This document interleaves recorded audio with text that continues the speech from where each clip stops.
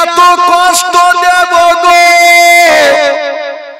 নবী যেন ইসলাম প্রচার না করে মা গো শুনুন মা ওই ইহুদি আমার নবীকে ডাক দিয়ে দিল ও গো আলামিন আচ্ছা বলো আপনি কেন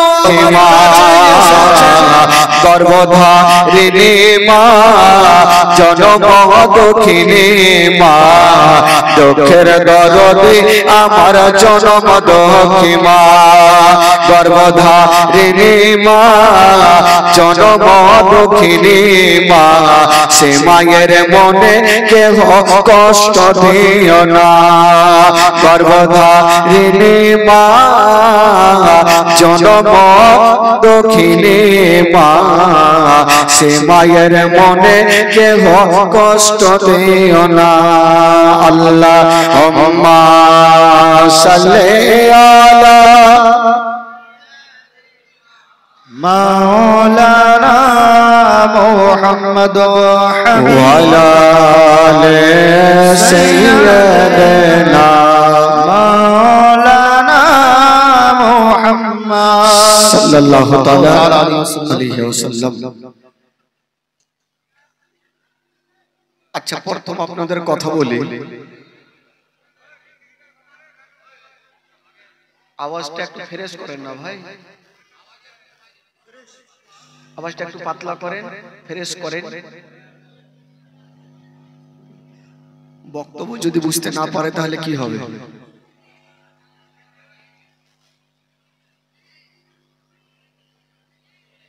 বেরাদার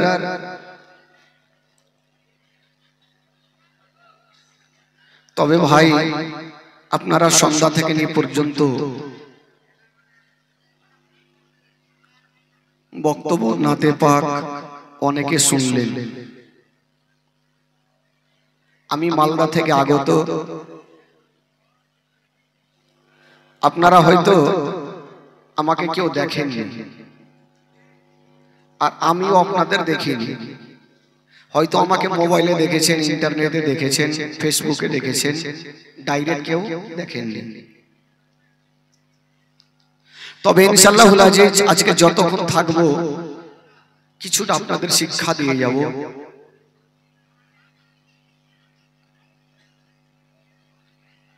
একটু মন দিবেন কারণ এখন হচ্ছে ঘুমানোর টাইম আর কিছু লোক এখনো দেখছে চোখগুলা ছোট ছোট লাগছে দেখে একটু চোখগুলা বড় বড় রাখেন একটু ধ্যান দেন মাগো আপনারা ঘুমাইন না খালা আচ্ছা আপনারা বাংলা কথা বুঝতে পারবেন তো আমাদের কথা কারণ আমরা হলাম বাদিয়া ভাই আপনারা তো এরকম নাই বুঝতে পারছি বাঙাল আছেন মনে হয়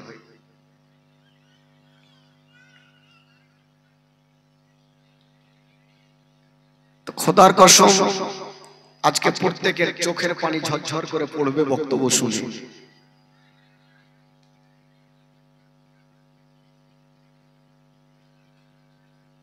একদিন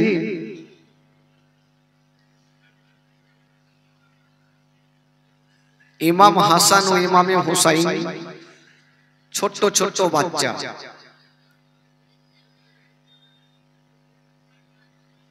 মাকে জিজ্ঞেস করছেন মা আমাদের কিছু খাবার দিয়ে দাও মা একটু মন দিবেন ভাই তো মা ফাতেমার বাড়িতে কোনো খাবার ছিল না বললেন বেটা তোমরা চিন্তা করো না আমি তোমাদের কালকে খাবার দিয়ে দেব সারা রাত কাটলো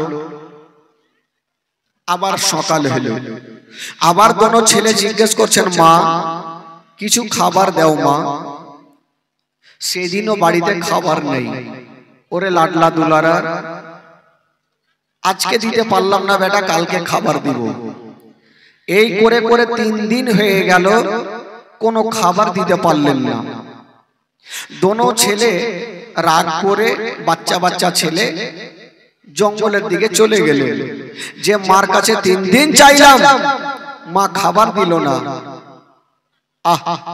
দোনো ছেলে জঙ্গলের দিকে চলে গেছেন বাবা আর ওই মুহূর্তে আমার নবী পাক সাহেবে লাউলাদ আস্তে আস্তে করে ফাতেমার বাড়িতে ঢুকলেন। ও বেটি ফাতেমা, তোমার দোনো লাডলা দুলারা কই? আমার নাতিরা কই? আব্বা গো, আপনার নাতিরা খাবার চেয়েছিল আব্বা, তাই আমি দিতে পারলাম না, তাই আপনার দোনো নাতি রাগ করে জঙ্গলের দিকে চলে গেছেন। বেরাদার বন্ধুগণ, বাবাজি আমার শুনুন মা,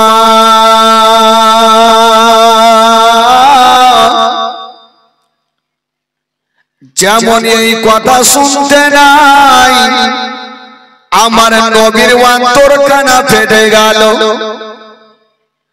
মা ফাতেমাকে বলছেন, বেটি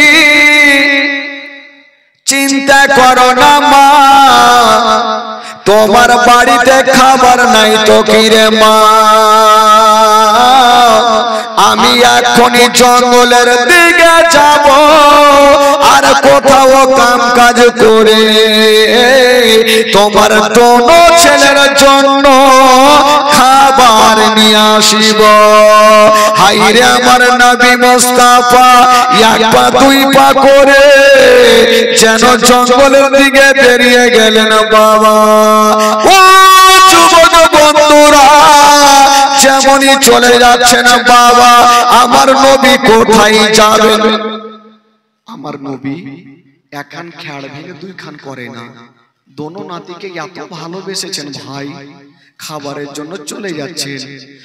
যেতে যেতে বন্ধুরা একটা বিশাল বড় জঙ্গলে আমার নবী পৌঁছে গেছেন।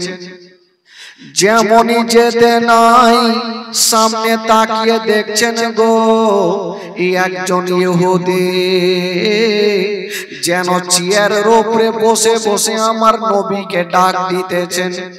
আমার নবী চলে গেলেন। ইহুদি জানে এই আলামিন সবাই মক্কা নগরে নবীকে আলামিন বলে জানতো, সত্যবাদী বলে জানতো। ওই ইহুদি ভাবছেন আজকে নবীকে এত কষ্ট দেব গো, নবী যেন ইসলাম প্রচার না করে। মা গো শুনুন মা, ওই ইহুদি আমার নবীকে ডাক দিয়ে দিল, ও গো আলামিন, আচ্ছা বলো আপনি কেন আমার কাছে এসেছেন? আমার নবী বলছেন, ভাই রে আমি একটু কাজ কাম করার জন্য এসেছি। বলল কি কাজ? বলে তোমার বাড়িতে কোনো কাজ আছে? ইহুদি বলতে লাগলেন, ও গো আলামিন, আমার বাড়িতে যেই কাজটা আছে তুমি করতে পারবে না। বলল কি কাজ? ওই ইহুদি বলতে লাগলো, আলামিন আমি তোমাকে বালতি রশি দেব আর ওই কুয়া থেকে পানি তুলবে আর আমার ফুলের গাছে দেবে, জয় বালতি পানি তুলবে তো এক বালতির বিনিময়ে আমি তোমাকে 3টা খেজুর দেব। আমার নবী ভাবছেন, আল্লাহ আমার নাতিদের জন্য আমি কষ্ট করব। হাইরে দয়ার নবী মুস্তাফা বলবো গো ইহুদি, তোমার বালতি রশিখানা আমাকে দিয়ে দাও, আমি কুয়া থেকে পানি তুলব। আমার নবী পাক বালতিতে রশিখানা বেঁধে দিয়া একটা বালতি কষ্ট করে পানি তুলেছেন। বাবা আমার নবীর হাতখানা লাল হয়ে গেল, হাতে যেন ফোঁসা পড়ে গেল। হায়রে দয়ার নবী মুস্তাফা যেমনই এক বালতি পানি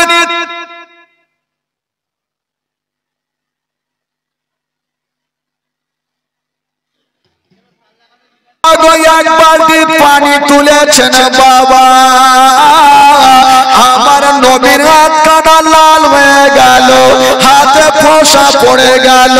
হায়রে দয়ার নবী মুস্তাফা সহ্য করতে পারে না, সেই নবী না হলে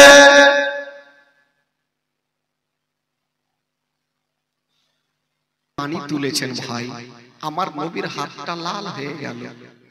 আমার নবী ভাবছেন, আল্লাহ আমি কষ্ট করে আর 9 বালতি পানি তুলবো, এক এক করে করে যখন 9টা বালতি পানি হয়ে গেল, পানি তুলছে আর আমার নবী ফুলের গাছে দিচ্ছেন। এই করে করে লাস্টের বালতি যেমনই পানিতে ডুবাতে গেছে, বাবা গো অর্ধেকটা তুলেছে।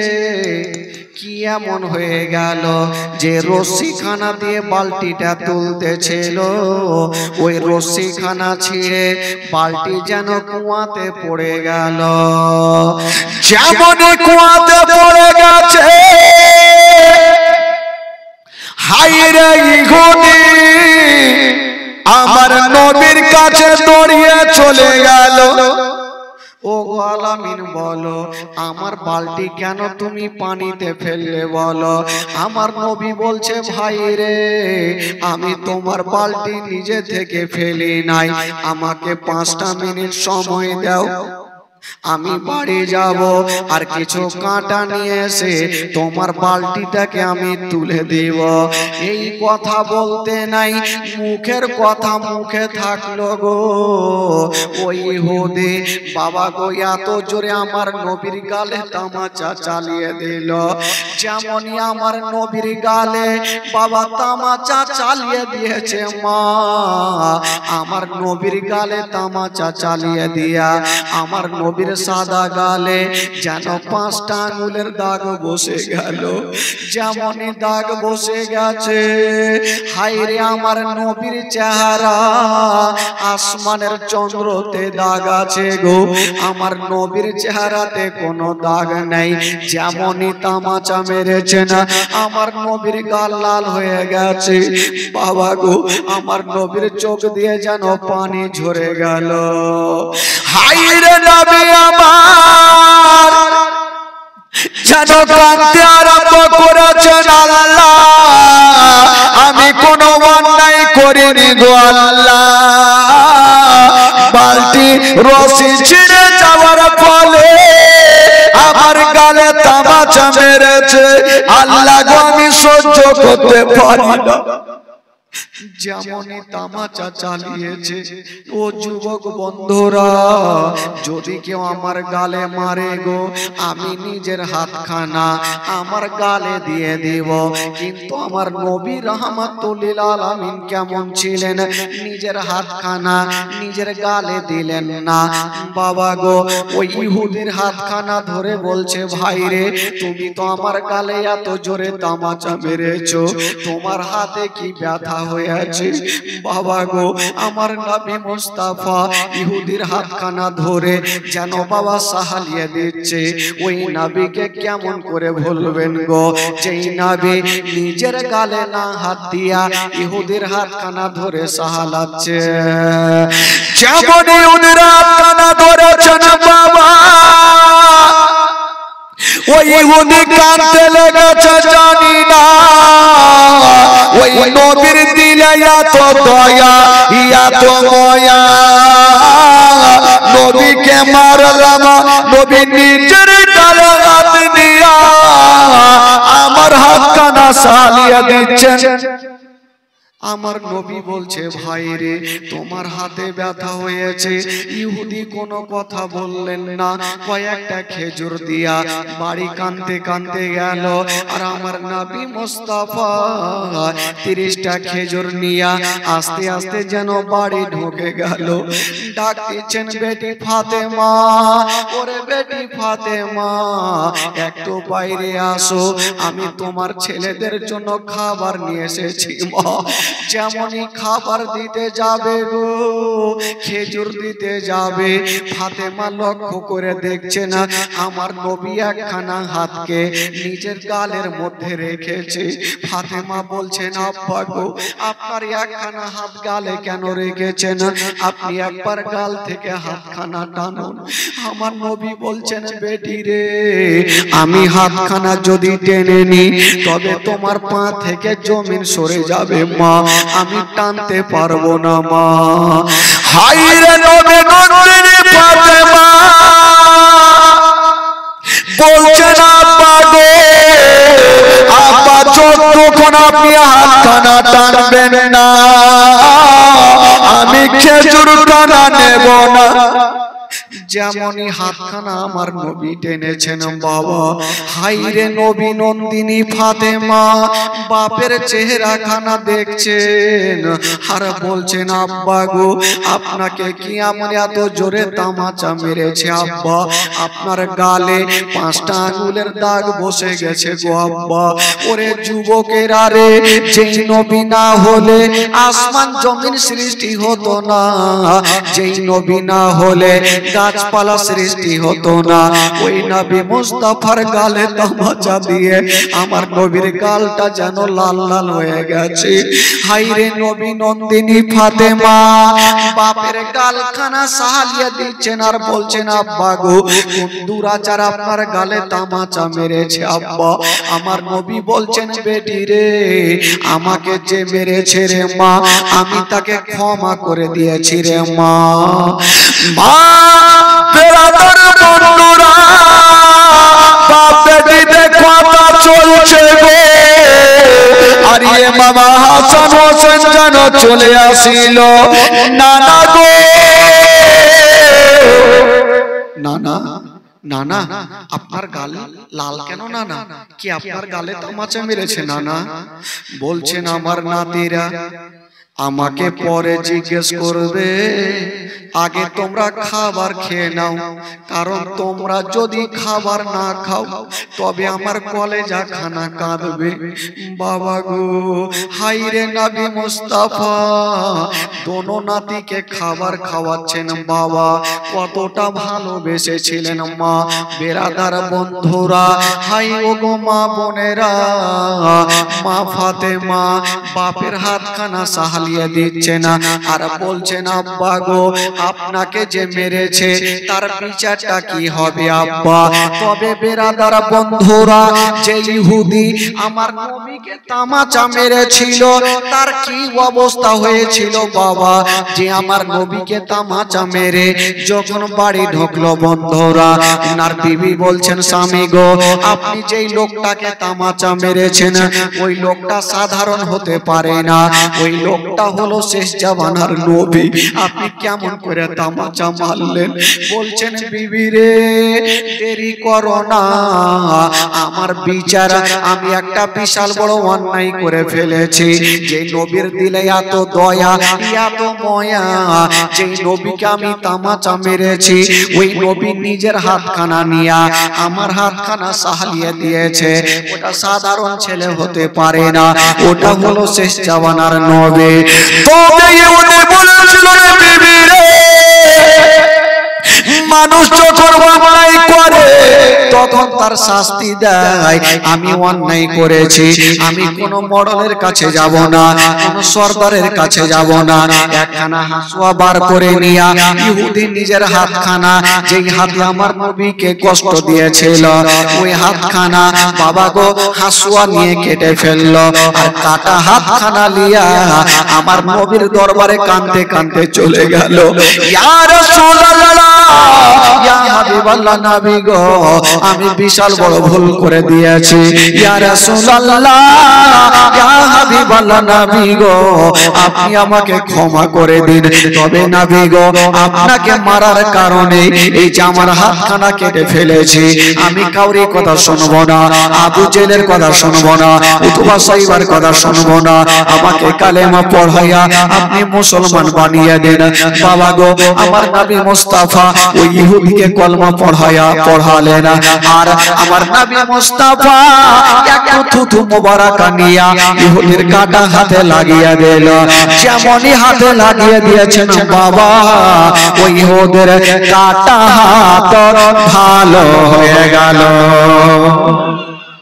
জোরে বলুন, একটু মহব্বতে বলুন সুবহানাল্লাহ। যিনারা এখানে বসে আছেন ভাই একটু দুটো হাত তুলে বলুন তো সুবহানাল্লাহ। আপনাদের ঘুম লাগছে নাকি? ঘুম লাগছে? একটু বলুন, হ্যাঁ করুন। ঘুম লাগছে নাকি? হ্যাঁ, ঘুম লাগলে কি আর হাত উঠায়? চাচা কথা ঠিক বলেছে। আর কিছু কিছু জায়গাতে জীবনী আমি যা দেখছি, দিনাজপুর মালদা ডিস্ট্রিক্টের মধ্যে সব থেকে এখানকার ভাইরা খুব ভালো, কারণ অন্য অন্য জায়গাতে 12টা বাজলে একটা লোক থাকে না, থাকে শুধু গ্রামের ইমাম আর হয়তো মাইকম্যান, সব বাড়ি গিয়ে ঘুমিয়ে যায়। এখানে 12টা বেজে গেল, একটাও লোক যায়নি ভাই, সবাই বসে আছে। তবে জালসা চলাকালীন যদি কেউ উঠাউঠি করে তো বক্তার এমনিতে মিজাজ খারাপ হবে। এক জায়গাতে জালসা চলছে জানেন, আর মিডিলে একটা লোককে লাগলো প্রচুর হারে, এই শীত কোনটা থেকে আসলো রে ভাই। তো যাকে ভাই আপনাদের মনটা এখন চাঙ্গা হয়ে গেছে, একটু মনটা চাঙ্গা করতে হবে, কারণ রাত 12টা বেজে গেলে এমনিতে 12টা বাজে, তো মনটা চাঙ্গা করতে হবে। এবার এই যে আপনারা এতগুলো দান করেছেন, এটা জালসা হচ্ছে মসজিদের উন্নতি কল্পে নাকি? মসজিদ না মাদ্রাসা? মসজিদ উন্নতি কল্পে জালসা। তবে একটা ছোট্ট করে দান সম্পর্কে ঘটনা হবে, আমার মা বোনদের ঘটনা। মা গো একটু শুনেন মা, ঈমান তাজা হবে মা, আর আপনাদেরই ঘটনা, শিক্ষার মা। আচ্ছা এই গ্রামের নামটা কি গো? নহরা। আচ্ছা এই গ্রামে কোন মডেল সর্দার আছে কি নেই? জোরে বলুন, আছে কি নেই? মডেল সর্দার নেই? বিনা মডেলে গ্রাম চলছে? আছে আছে, তবে হয়তো কেউ মানে না, হতে পারে। হ্যাঁ, কে দিলে জেনারেটরে বাবা? আচ্ছা আচ্ছা, এক গ্রামে এক বাদশা, একটু শুনেন ভাই, একটু মন দেন।